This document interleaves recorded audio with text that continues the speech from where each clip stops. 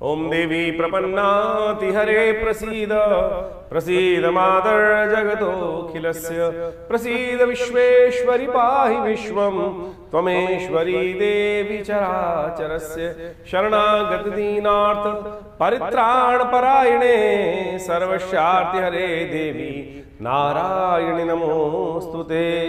नमस्कार, स्वागत है आपका आचार्य वाणी में। मैं आचार्य डॉक्टर विक्रमादित्य आपके साथ हूँ। और मीन राशि वालों के लिए सितंबर के अंतिम में ज्योतिष के ग्रहों ने क्या खेल रचा है वो आपको समझ लेना चाहिए।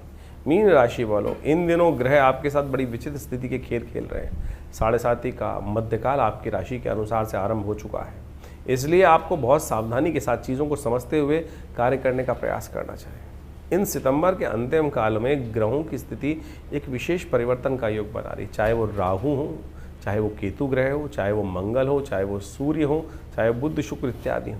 एक विशेष ग्रहों का योग आपकी राशि के अनुसार से बनने की स्थिति में आ गया है और आपको उसको सिलसिलेवार तरीके से समझ लेना चाहिए। क्योंकि यदि हम समझ को डेवलप कर लें तो हम बहुत सारी चीज़ों को अपने जीवन से, कष्टों को पहले आने से पहले भांप कर उनको परिवर्तन का रास्ते की तरफ डाल सकते हैं। जैसे हमें पता है दिन है, रात है, और यदि उसके अनुसार से कार्य करेंगे तो जीवन में उत्थान के योग बन जाएंगे। लेकिन हम जब अज्ञानता में काम करेंगे, जो क्या आने वाले समय में क्या कुछ हो रहा है, क्या कुछ नहीं हो रहा, हमको पता ही नहीं होगा, तो एकदम चीज़ें हमारे सम्मुख आके उपस्थित हो जाएंगी, उनका अंदाज़ा भी हमें नहीं रहेगा। अब ज्योतिष के दृष्टिकोण से इस समय में यदि राहु केतु की स्थिति को देखा जाए तो वो एक महत्वपूर्ण स्थिति में जा रहे हैं, एक विशेष नक्षत्र में योग बना रहे हैं। वहीं मंगल महाराज राहु के नक्षत्र में प्रवेश करने के कारण से साथ में समसप्तक योग, जो षडाष्टक योग शनि के साथ बना रहे हैं, वो कहीं ना कहीं भ्रम की स्थिति उत्पन्न करते दिखाई दे। तो ऐसे भ्रम से आपको बचने का कौन सा मार्ग पहले ही अपना लेना चाहिए? भ्रम कहाँ परेशान करेगा आपको? राहु के साथ जो मंगल का परिवर्तन राहु नक्षत्र में होने वाला है, वो क्या कुछ करेगा आपको अच्छे समझने की आवश्यकता है। सिलसिलेवार तरीके से हम बताएंगे। और साथ साथ इस सितंबर के अंतिम में ग्रहों का योग, मुहूर्त का योग बड़ा अद्भुत बन रहा है। नवरात्र आरंभ हो रहे हैं। कहा जाता है कि नवरात्र संधि काल है। इन नवरात्रों में कुछ खास उपाय समय से यदि हम कर लें तो पूरे 6 महीने तक भगवती कृपा के लिए सुंदर रास्ते हमारे जीवन में बन जाते हैं भगवती कृपा से। तो कैसे बनेंगे वो रास्ते, कौन से खास उपाय हैं, वो सब जान लीजिए। सबसे पहले बात कर लेते हैं 21 सितंबर की। 21 सितंबर रविवार का अवसर है और रविवार के अवसर पर उस दिन अमावस्या का योग भी बनकर विद्यमान है। साथ साथ ग्रहों का एक विशेष परिवर्तन का योग बन रहा है, वो है राहु महाराज जो हैं वो बृहस्पति के नक्षत्र पूर्वा भाद्रपद नक्षत्र में प्रवेश करेंगे। केतु भी परिवर्तन की तरफ जाएंगे। और ये दोनों ग्रहों का ये परिवर्तन जिस प्रकार से हो रहा है वो आपकी राशि के दृष्टिकोण से आपको समझना चाहिए।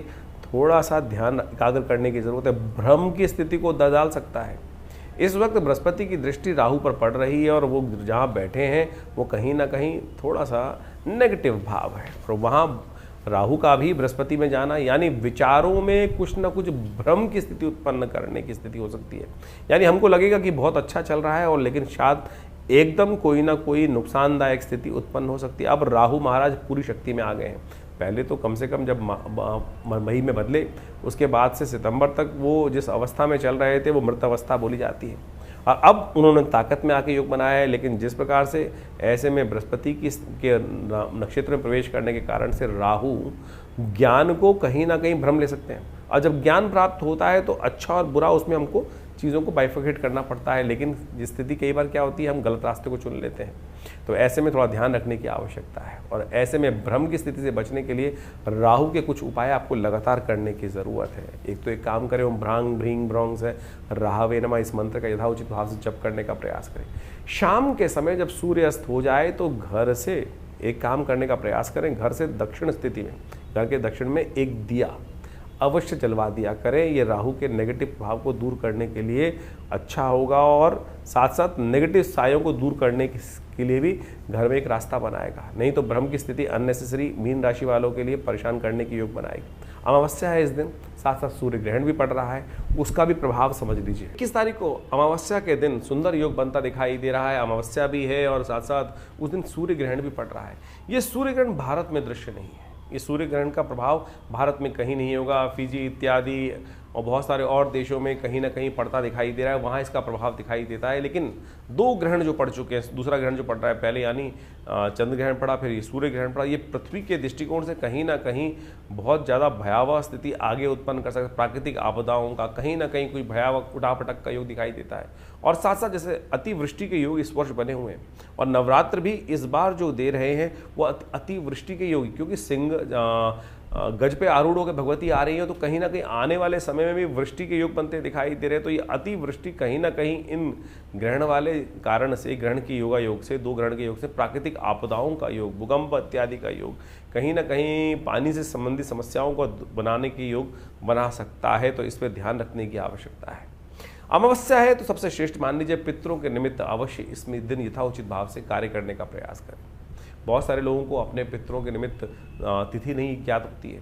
तिथि ज्ञात कर किस प्रकार से जाने की, कौन सी तिथि, तो ये बात समझ लें कि तिथि यदि भूल गए हैं, बहुत सारे पता नहीं कौन कौन से पूर्वज पिछले 3 पीढ़ियों में जिनका हमें तर्पण इत्यादि करना चाहिए याद नहीं रहते हैं, तो कम से कम अमावस्या के दिन तो अवश्य यथाउचित भाव से उनके निमित्त ब्राह्मण भोजन, तर्पण, गायत्री यज्ञ अवश्य करने का प्रयास करें। और सत्य माने, यदि आपके घर में कहीं ना कहीं कारण से कुछ बेकार बातों से कलह चल रही है, शांति होती ही नहीं है, और बड़े जो हैं वो बच्चों को कहना नहीं मानते, बच्चे जो हैं बड़ों को कहना नहीं मानते, यार स्थितियां आपके हाथ से सब कुछ ठीक करते हुए, पुण्य करते हुए, भगवान का नाम लेते हुए भी आपको लगता है कि कहीं ना कहीं स्थितियां हमारे हाथ में नहीं है। और ग्रह, ज्योतिष के दृष्टिकोण से ग्रह बिल्कुल ठीक चल रहे हैं, जैसा हम आपको बताते हैं आपकी राशि के दृष्टिकोण से ऐसा योग है, और वो आपके साथ समस्या आती है, तो समझ लीजिए हो सकता है कहीं ना कहीं पितृ ऋण संबंधी समस्या आपकी कुंडली, आपके जीवन में बन रही हो, या पितृ बार बार आपके जीवन में कहीं ना कहीं बार बार दिखते हैं, आपको बार बार उनकी याद बनी रहती है।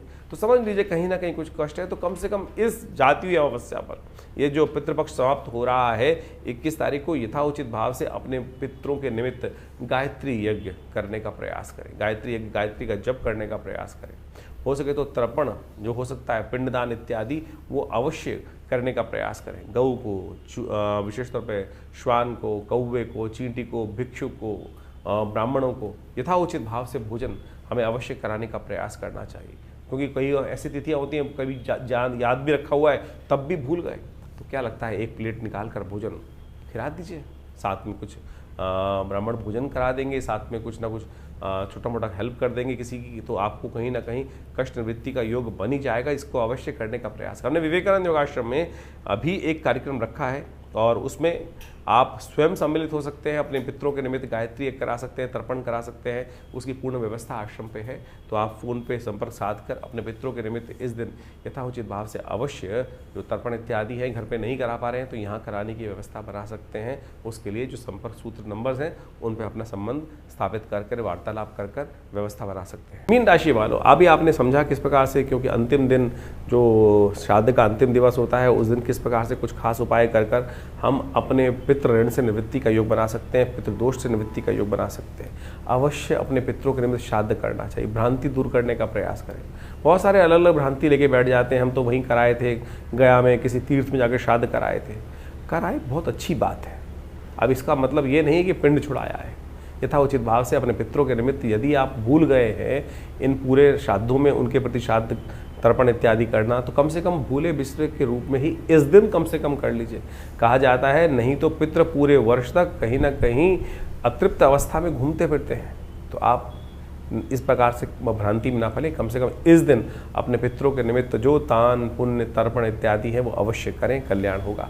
22 तारीख सोमवार का अवसर, नवरात्र आरंभ हो रहे हैं।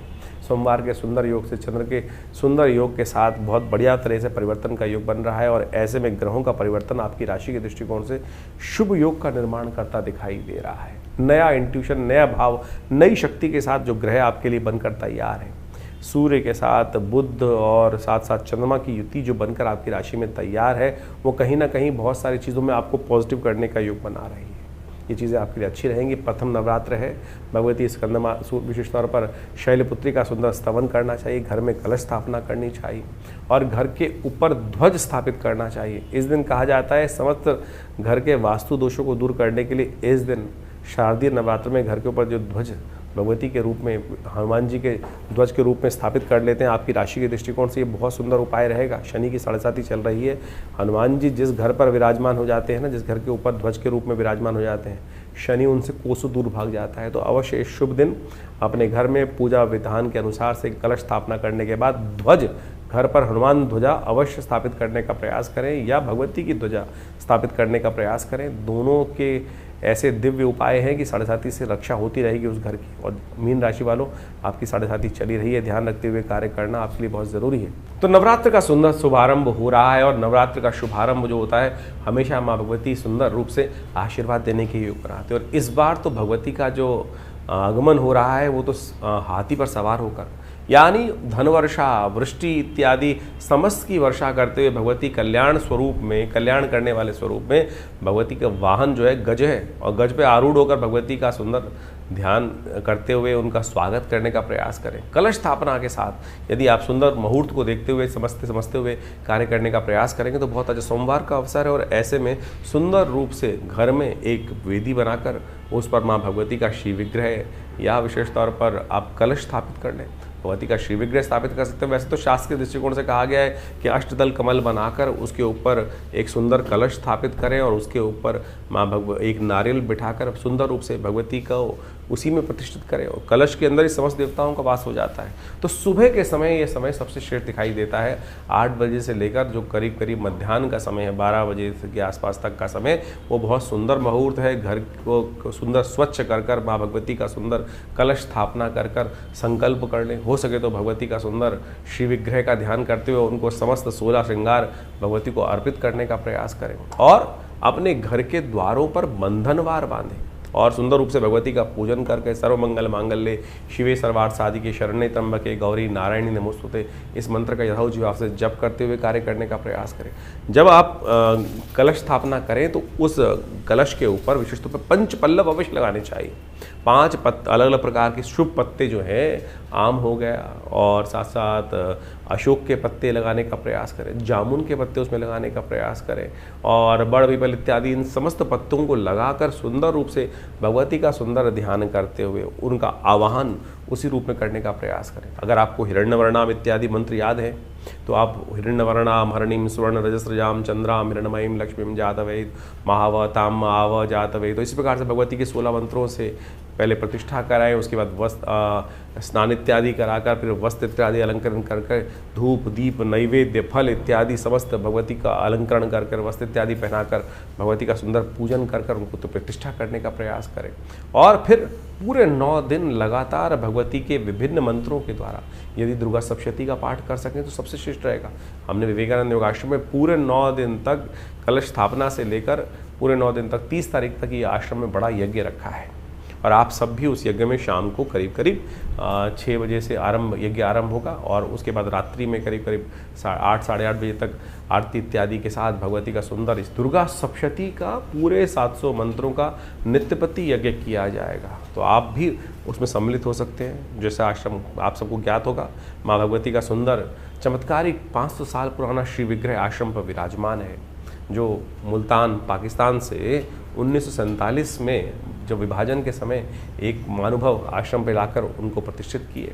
तो आप आज भी उनके दर्शन कर इतनी दिव्य प्रतिमा के मनोकामना सिद्धि के योग बना सकते हैं। तो आज यज्ञ में आप स्वयं सम्मिलित हों और कहा जाता है नवरात्रों में जो भगवती के दर्शन करते हैं और उन्हीं के सानिध्य में यज्ञ चलेगा तो आपके जीवन में कल्याण का अद्भुत योग माँ भगवती अवश्य बनाएंगी। जैसा भगवती ने स्वयं कहा है, सर्वा बाधा विनिर्मुक्तो धनधान्य सुधान्विता मनुष्यो मत प्रसादेन भविष्यति न संशय। तो अवश्य इस कार्यक्रम में आप सम्मिलित हों, कल्याण होगा। मीन राशि वालों, प्रथम नवरात्र के बाद अब बात कर लेते हैं 23 तारीख की मंगलवार का अवसर। द्वितीय तिथि विराजमान है, भगवती ब्रह्मचारिणी देवी की आराधना करने का सुंदर अवसर है। इस दिन ग्रहों का परिवर्तन का योग भी आपको समझ लेना चाहिए। मंगल महाराज अपनी गति से चलते हुए सूर्य के साथ जो योग बना रहे हैं, अब विशेष तौर पर सूर्य से द्वितीय भाव में बैठे हुए हैं, लेकिन शनि से वो जिस प्रकार से योग बना रहे हैं षडाष्टक योग, ये कहीं ना कहीं कुछ ना कुछ उत्पाती योग बनता दिखाई दे रहा है आपकी राशि के दृष्टिकोण से। ये कहीं ना कहीं आपको अकेला कर सकता है, ये कहीं ना कहीं आपको थोड़ा सा भ्रम स्थिति में उत्पन्न कर सकता है, अपनी शक्ति का थोड़ा सा परेशान करने वाला योग आपके लिए बन सकता है। ध्यान रखते हुए कार्य करने की ज़रूरत है। मंगल जो है वो राहु के नक्षत्र में प्रवेश करें, स्वाति नक्षत्र में प्रवेश करने के कारण से इस समय मंगल की स्थिति थोड़ी सी प्रमाद हो जाएगी। आप कुछ बहम ना हो जाए, इस बात का ध्यान रखना। मंगल शनि का टकराव खासतौर पर ध्यान रखने की ज़रूरत है। ये अक्टूबर का पूरा महीना इसी प्रकार से ग्रह योग चलेगा, षडाष्टक योग चलता रहेगा। तो ऐसे में भ्रम की स्थिति से आपको लगातार बचने का प्रयास करना चाहिए। सबसे बढ़िया भ्रम की स्थिति से दूर करने के लिए हनुमान जी की सुंदर आराधना अवश्य करने का प्रयास करें, और हो सके तो भगवान शंकर के हनुमान जी के मंदिर में या भगवान शंकर के मंदिर में शाम के समय जाकर एक दिया अवश्य प्रज्वलित कर दिया कीजिए, और उसमें थोड़ी सी गूगल साथ में उस घी में डाल दिया कीजिए। तो क्या होगा, भगवान की कृपा से ये मंगल का नेगेटिव प्रभाव जो है, राहु की भ्रम की स्थिति है, वो ठीक होगी। कभी कभी मूली का दान करना भी आपके लिए बढ़िया कल्याणकारी दिखाई देता है। इस दिन विशेष तौर पर भगवती ब्रह्मचारिणी देवी की आराधना करनी चाहिए। ब्रह्मचारिणी देवी का मतलब है ब्रह्म में आचरण करने वाली, सत्य संकल्प में आचरण करने वाली देवी। या देवी सर्वभूतेषु भ्रांति रूपेण संस्था नमस्तस्यै नमस्तस्यै नमस्तस्यै नमो नमः। इस मंत्र का जप करेंगे तो भगवती कृपा से समस्त भ्रम की स्थिति जीवन से दूर होगी। 24 तारीख का दिन परिवर्तन का ग्रहों की सूचना लेकर आता दिखाई दे रहा है। राजयोग का निर्माण आपकी राशि में होता दिखाई दे रहा है। ये ग्रहों का परिवर्तन बुधवार के दिन तृतीया जो तिथि है उसमें हो रहा है। भगवती चंद्रघंटा की आराधना करने का सुंदर अवसर है। चंद्रमा राशि परिवर्तन कर कर मंगल के साथ विराजमान हो रहे हैं, और ये कहीं ना कहीं आपके विश्वास को भी बढ़ाएंगे। लेकिन थोड़ा सा ध्यान रखने की आवश्यकता ये है कि केवल हम नहीं, सबको साथ लेके चलने का प्रयास करें। कई बार लोग आपको बातों नहीं कह सकते हैं, ऐसे में ग्रह योग जो बन रहे हैं आपके साथ न्याय नहीं होगा, अन्याय हो सकता है। तो थोड़ा ध्यान रखते हुए कार्य करें, कम बोलें और उस विचार ज़्यादा करेंगे तो आपके लिए अच्छा रहेगा। कुछ विजन प्राप्त हो रहा है वो अपने लिए रखने का प्रयास करें, वो आपको ध्यान रखने योग्य है। इस दिन माँ भगवती का ध्यान करते हुए, चंद्रघंटा का ध्यान करते हुए लाल वस्त्र उन्हें अर्पित करना चाहिए, आपके लिए कल्याणकारी योग बनेंगे। सुहाग की सामग्री जितनी भी हैं वो भगवती को अर्पित करने से कृपा के योग बनते हैं। 25 तारीख तृतीया तिथि थोड़ी वृद्धि की तरफ है, चतुर्थी के साथ विराजमान हो गई है, और ये वृद्धि की तिथि जो है बहुत सुंदर मानी जाती है। इस दिन एक और ग्रह का परिवर्तन हो रहा है। बुध शुक्र महाराज पूर्वा फाल्गुनी नक्षत्र में प्रवेश करेंगे, अपने नक्षत्र में प्रवेश करेंगे, और ये नक्षत्र का परिवर्तन जो है बहुत शुभ स्थिति में ग्रहों की योग की जो योग है आपके लिए उपस्थित करता दिखाई दे रहा है। ये विजय भी दिलाता दिखाई दे रहा है। लव लाइफ में भी एक नई जान लाता दिखाई दे रहा है। पर्सनल लाइफ में भी एक ना एक कुछ ना कुछ सुंदर योग, भोग प्राप्ति करने की योग आपकी राशि बनते दिखाई दे रहे हैं। और ये शुक्र का ये परिवर्तन जब तक यहाँ रहेगा वो कहीं ना कहीं स्थितियों को पॉजिटिव करने के लिए आपके लिए बहुत सुंदर राशियों के योग बनाता दिखाई देगा। कोशिश ये करें इस दिन पीली चीज़ों का दान करें भगवती के मंदिर में जाकर, क्योंकि चतुर्थी का योग साथ में आ गया है। पेठे का, भगवती को पीले पेठे का भगवती को समर्पित करना कल्याणकारी योग बनाएगा। 26 तारीख शुक्रवार का अवसर, चतुर्थी तिथि विद्यमान है। माँ भगवती कुष्मांडा का दिन है। माँ कुष्मांडा जो है वो अंधकार को प्रकाश में परिवर्तित करने वाली हैं। उनका प्रादुर्भाव ही विज्ञान को आगे बढ़ाने के लिए दिखाई देता है। तो ऐसे में विशेष तौर पर और ग्रहों का परिवर्तन भी आपकी राशि में होता दिखाई दे रहा है। ये परिवर्तन विशेष तौर पर बड़ा आपके लिए थोड़ा ध्यान देने योग्य है। इस दिन भद्रा का योग है जो सुबह करीब 9:32 तक विद्यमान रहेगा। तो इस बात का ध्यान रखें, सुबह 9:32 के बाद नए कार्यों में थोड़ा हाथ डालने का प्रयास करें। उससे पहले नई चीज़ों में थोड़ा हाथ कम डालें तो अच्छा रहेगा आपकी राशि के दृष्टिकोण। शुक्रवार का अवसर है। इस दिन भगवती कुष्मांडा का आराधना की जाती है, और सीताफल जो कद्दू जो होता है वो भगवती को अर्पित किया जाता है। एक सीताफल लेकर भगवती को अर्पित करने का प्रयास करें, उससे उसकी बलि दी जाती है, और कहा जाता है कि ये समस्त आपके अनिष्टों को दूर करने के योग बनाता है। कहीं चोट इत्यादि कहीं ना कहीं लगने के योग हो तो वो भी इस प्रयोग को कर लेने से कहीं ना कहीं अज्ञात रूप से आपकी रक्षा करने के योग बना देते हैं। 27 तारीख का दिन शनिवार का अवसर है। पंचमी तिथि विद्यमान है, और इस दिन ग्रहों का एक परिवर्तन का योग आपकी राशि में जो बनकर तैयार हो गया है वो आपके लिए आपको धर्म की तरफ प्रसारित करता दिखाई दे, धर्म में आस्था जागता दिखाई दे रहा है। और ये धर्म में आस्था कहीं नुकसान नहीं कर, लेकिन थोड़ा ग्रह हल्का है। मनोमस्तिष्क थोड़ा सा अविश्वास और विश्वास की डगर में कहीं ना कहीं भटकता दिखाई दे रहा है। उसका कारण है कि शनि महाराज आपकी राशि में दृष्टिकोण से जिस प्रकार से बड़ी व्यापकता के साथ मंगल के साथ षष्टक योग बनाए बैठे हैं, वो कहीं ना कहीं मन को भ्रमित करते दिखाई दे रहे हैं। इस मार्ग पे जाने से क्या होगा, कुछ करूं कि ना करूं, आश्वस्तता नहीं दिखाई दे रही है धर्म कार्य के प्रति। तो वही ध्यान रखिए, आश्वस्तता नहीं होगी तो फिर वो श्रद्धा और विश्वास के बिना तो कोई कार्य होता ही नहीं है। श्रद्धा विश्वास तो दृढ़ रखने की ज़रूरत है, इस बात का ध्यान रखें।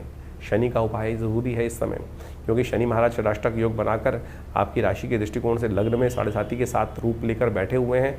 शनि स्तोत्र का पाठ करें, हो सके तो विशेष तौर पर इस दिन एक काम और करें, काली चीज़ों का दान करने का प्रयास करें, वो आपके लिए अच्छा रहेगा। इस दिन एक ग्रह का परिवर्तन और योग चल रहा है। शनि महाराज सूर्य के साथ समसप्तक योग बनाकर भी बैठ गए हैं, बिल्कुल सम्मुख आके बैठ गए। और इस दिन सूर्य जो है वो विशेष तौर पर चंद्रमा के नक्षत्र में प्रवेश करते दिखाई दे रहे हैं। हस्त नक्षत्र में प्रवेश करने के कारण से जो सूर्य का बल जो है वो थोड़ा कमज़ोर हो जाएगा, और सूर्य का बल कमज़ोर होने के कारण से शनि और ज़्यादा अपने वर्चस्व को बढ़ा देंगे।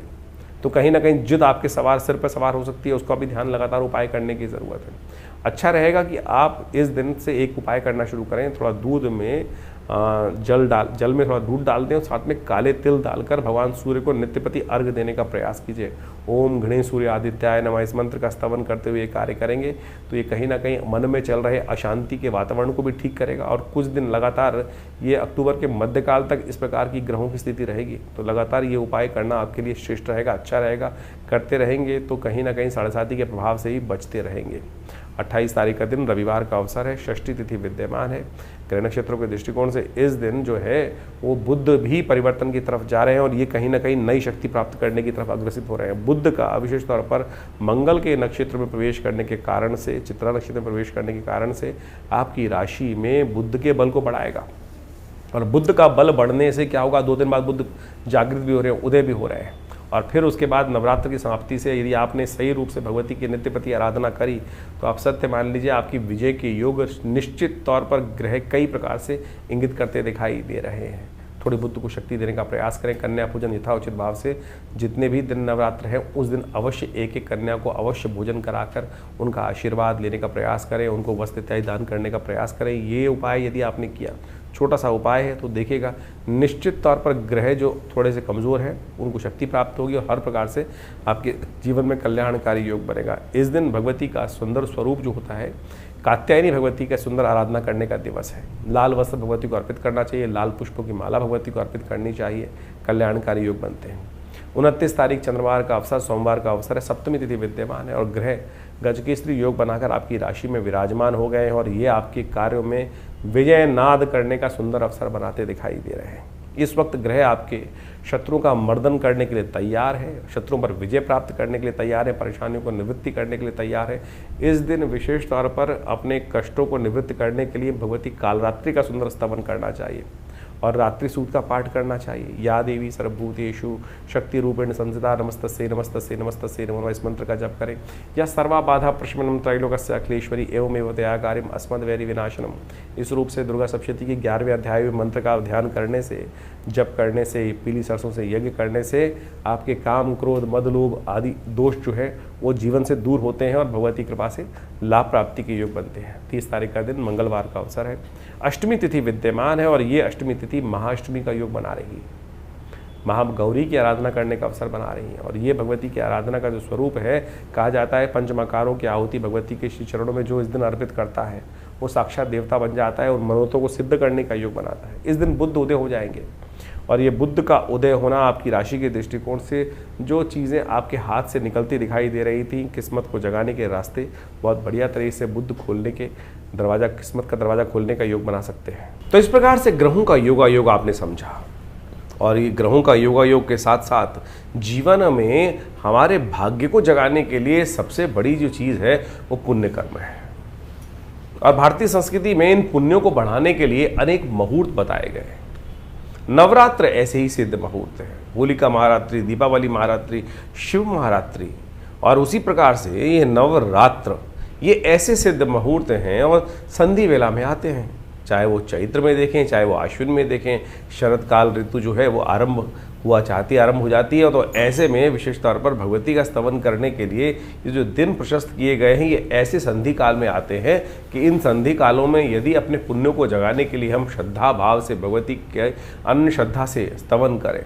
और दुर्गा सप्तशती में तो स्वयं भगवती ने कहा है कि शरद काल में जो नवरात्र सिद्ध रात्रियाँ हैं उन समय जो उनका स्मरण करता है भविष्यति सर्व जो मनोकामनाएं सिद्ध हो जाती, सर्वा बाधा विनिर्मुक्तो धनधान्य सुधान्विता मनुष्यो मत प्रसादेन भविष्यति न संशय, यानी समस्त मनोकामनाएं, चाहे वो कैसी भी मनोकामना हो, संतान की हो, रिद्धि सिद्धि की हो, समस्त पूर्ण करती है भगवती और उसमें कोई संशय नहीं है, स्वयं अपने मुख से कहा है। तो इस नवरात्रों में विशेष तौर पर भगवती का सुंदर स्तवन यथाउचित भाव से करने का प्रयास करो। इस बार तो सुंदर नवरात्र का जो आगमन, भगवती का आगमन करने का जो निर्णय बताया जाता है वो भी समझ लें, वो भी बड़ा सुंदर है। सोमवार के दिन जब नवरात्र आरंभ होते हैं, कहा जाता है कि भगवती जो है गज पे आरूढ़ होकर आती हैं। गज पे आरूढ़ समृद्धिदायक है बहुत सुंदर योग बन रहा है। ऐसे में समस्त अनिष्टों को दूर करने के लिए भगवती जो हैं वो गज पे आरूढ़ होकर आपके जीवन में कल्याण करने के निमित्त अद्भुत योग बनाने वाली। तो इस समय में सुंदर रूप से भगवती का स्तवन यथाउचित भाव से करने का प्रयास करें।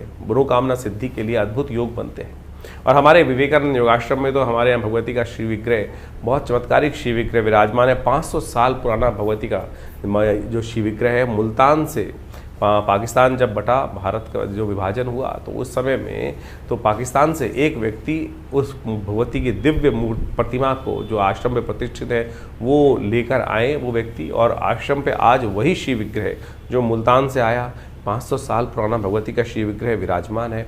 और उन्हीं के सानिध्य में भगवती का सुंदर यज्ञ चलने की व्यवस्था रहती है। तो आप कोशिश ये करें उस यज्ञ में स्वयं भी भाग ले सकते हैं। भगवती के सानिध्य में जिस प्रकार से आप यज्ञ सुंदर रूप से करेंगे तो आपके जीवन में कल्याण का अद्भुत योग बनेगा। तो हमने तो अद्भुत रूप से दुर्गा सप्तशती का नित्य प्रति वहाँ यज्ञ का आयोजन रहता ही है, और आप सब लोग उस यज्ञ में सम्मिलित होकर सुबह स्वयं रूप में बैठ सकते हैं। शाम को ये यज्ञ नित्य प्रति सहस्त्र चंडी के रूप में चलेगा, और उसमें भगवती के विभिन्न मंत्रों के द्वारा, दुर्गा सप्तशती के संपूर्ण 700 मंत्रों के द्वारा वो यज्ञ संपादित किया जाता है। और उसमें विभिन्न प्रकार की औषधियों के द्वारा आहुति दी जाती हैं, चाहे वो कमल के पुष्प हों, चाहे वो मखाने हों, चाहे वो शहद हो, लौंग हो, काली मिर्च हो, पान हो, खीर हो, हलवा हो, शरीफा हो, अनेक प्रकार के जो औषधियों के स्वास्थ्य विभिन्न प्रकार की जो आहुतियाँ शास्त्र में वर्णित हैं, उन सब के द्वारा अद्भुत रूप से मनोकामनाओं की सिद्धि के लिए तंत्रोक्त विधि से यज्ञ चलता है। और जो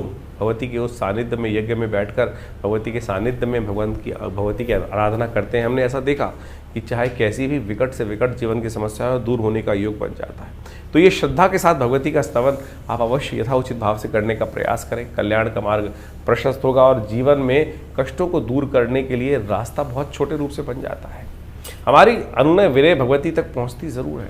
भगवती के विभिन्न स्वरूप शास्त्र में बताए गए, कहा गया प्रथम शैलपुत्री च, द्वितीयम ब्रह्मचारिणी, तृतीयम चंद्रघंटाति, कुष्मांडेति, चतुर्थम पंचम स्कंदमातेति, षष्ठम कात्यायनीति च, सप्तम कालरात्रि च, महागौरी च, अष्टम नवम सिद्धिदात्री च। ये 9 दुर्गाओं के जो विभिन्न स्वरूप है शास्त्र में, इनकी अद्भुत व्याख्या दी गई है। और ये समस्त जीवन के कष्टों को दूर करने वाली रात्रियाँ के स्वरूप माने जाते हैं। और ऐसे में भगवती का जो सबसे सुंदर प्रार्थना है वो दुर्गा सप्तशती है, और उसका यज्ञ आश्रम पे रहेगा, और आप स्वयं उस यज्ञ में भाग लें और देखिएगा भगवती की मनोकामना सिद्धि का योग बनेगा। आश्रम में पूरी व्यवस्था है, बहुत सारे लोग ठहरना भी चाहते हैं तो वो सब ठहर भी सकते हैं, और आप सब माँ भगवती के सानिध्य में इस सिद्ध नवरात्रि के अवसर पर माँ भगवती का सुंदर स्तवन करने का प्रयास करें। और देखिए अभी दो सब विशेष तौर पर आप श्राद्ध के महीने में, आश्विन के महीने में 2 ग्रहण पड़ चुके हैं।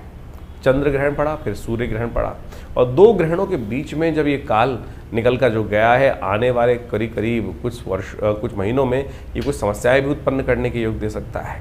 इस वक्त आप देखें जब ये ग्रहणों का काल चल रहा था तो विशेष तौर पर दोनों ग्रहणों के बीच में मध्यकाल जो था उसमें क्या क्या पूरे विश्व में किसी प्रकार से उठापटक का योग बना। तो आप भी अपने जीवन के कष्टों को दूर करने के लिए हो सके जितना भगवती का सानिध्य लेने का प्रयास करें। और हमने देखा है कि जो भगवती के सानिध्य में अपने मंत्र जप इत्यादि करते हुए माँ भगवती का सानिध्य जीवन में रखते हैं, उनके जीवन के कष्ट अद्भुत प्रकार से दूर होने के योग बन जाते हैं। सरलतम विधि है शास्त्र के दृष्टिकोण से। और जैसा हमने यज्ञ रखा है दुर्गा सप्तशती का, क्योंकि शास्त्र में कहा जाता है यज्ञो वही श्रेष्ठतम कर्म, तो इसलिए संसार में जो आप पाठ करते हैं उसका उतना ही फल प्राप्त होता है, जितना उस पाठ का यज्ञ कर लेते हैं तो उसका 10 गुना अधिक प्रभाव हो जाता है। और संधि कालों में जब वही पाठ का यज्ञ कर लिया जाता है तो 100 गुना अधिक प्रभाव वो उत्पन्न करने के योग बनाता है। तो ऐसे में इन समस्त अपने कष्टों को दूर करने के लिए, माँ भगवती की प्रसन्नता प्राप्त करने के लिए आश्रम पर आए और यज्ञ करें। आपके जीवन में मनोकामना सिद्धि के योग बनेंगे।